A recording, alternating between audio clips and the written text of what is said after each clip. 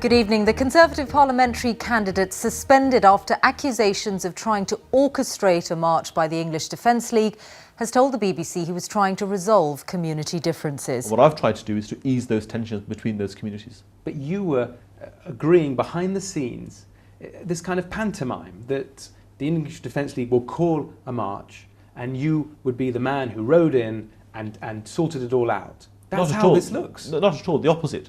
The English Defence League, Tommy Robinson himself proposed the march. But you said that this is my fantasy, my idea is this. Those were your words. This was said in a meeting, the fifth or sixth, I think it was the fifth meeting that was held, and it was a recap of discussions that had happened before. That was you saying that? It wasn't a presentation of something new, and it was something which came directly from the EDL.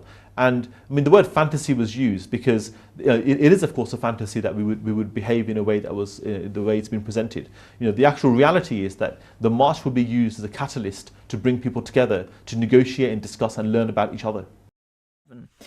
Using new treatments for rare conditions is supposed to be a priority for the NHS. David Cameron has talked about the importance of innovation. But yesterday, NHS England slipped out a change of policy which could have ramifications for the most critically ill. Well, Newsnight's Mark Lobel spotted it, and he's here with us now. Mark, tell us what this is. Essentially, the promise of a large bucket of NHS money has been removed before anyone could get their hands on it. There was huge demand for it because it was going to fund the next generation of specialist treatments for children and adults with rare disorders and rare diseases. So the kind of thing that it does at the moment is tackle eye cancer with proton beam therapies, radiotherapies, laser, or there was an invention of a device that helps a child with a failing heart stay alive until a suitable donor is found. And they'd found the procedure for plastic surgery and neurosurgery that rebuilds people born with deformed faces and skulls. Now, from an overall budget of about 12 billion for specialist services, which is about 10% of the NHS budget, they'd earmarked 50 million pounds. They'd got people very excited about it. People were applying into droves, and then suddenly they pulled it. So what are NHS England saying about why? Yesterday, in a somewhat buried message on the NHS England website, the National Clinical Director for Specialised Services said he was extremely disappointed to make this difficult decision. Yeah, and it's a rather different message from what's been said before. It is a very confusing one because David Cameron laid out his strategy for innovation in the NHS. He said that it is the most important thing coming up at the moment, and he's listened to the health professionals, and now he's going to deliver. Well, of course, that's not happened. And one of the other things he said in his speech was that the newest innovations are often the lowest hanging fruits when health systems are looking hard for savings. Well, that's exactly what happened here. It's been chopped first. Proposals have been submitted by the Greek government to try to secure a bailout from its international creditors. The measures are reported to include tax rises, pension reforms, privatisations and spending cuts. Let's talk to Mark Lobel, who's in Athens for us this morning. It's going to be a very interesting day, isn't it? And I suppose it all depends on just how radical and how palatable these proposals are. Well, as you've outlined, they're very radical and strong proposals, tough tax rises proposed.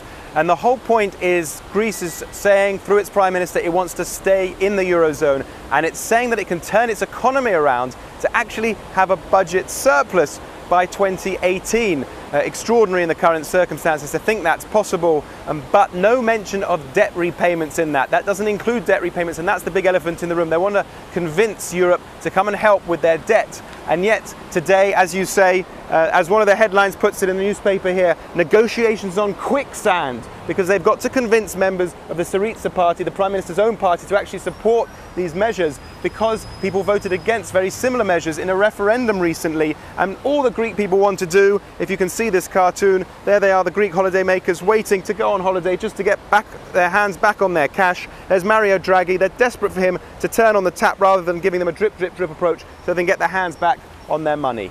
OK, Mark, thanks very much. Mark Lobel. Inside the Greek Parliament, they've been debating this evening whether to approve the reforms demanded by the rest of the Eurozone.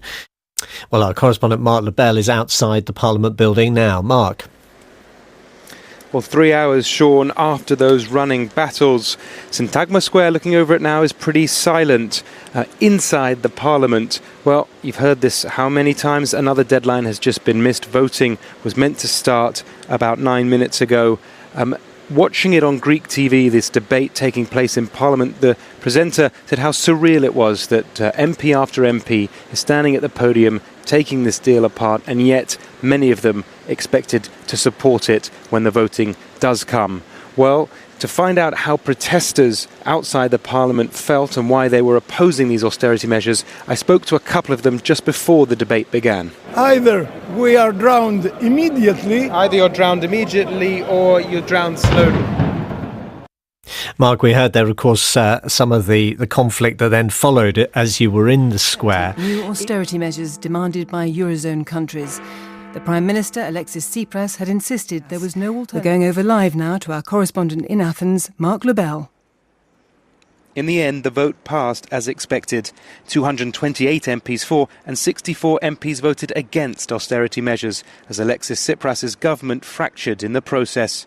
Just before the crucial voting began, an unexpected appearance from the Prime Minister ensured drama until the end. Again, he said he didn't believe in much of the substance, but that the harsh agreement offered the prospect of emerging from Greece's debt crisis much faster.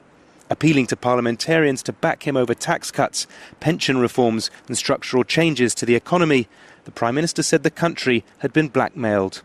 Earlier on, clashes broke out as petrol bombs were thrown and tear gas fired in front of Parliament. It capped a tumultuous day which began with a public sector strike as transport was affected and businesses closed. There's a lasting sense that the deal may not actually work. The Prime Minister reiterated his view that debt restructuring is crucial, but it still remains something the Eurozone is not willing to accept. If that doesn't change, history may repeat itself yet again.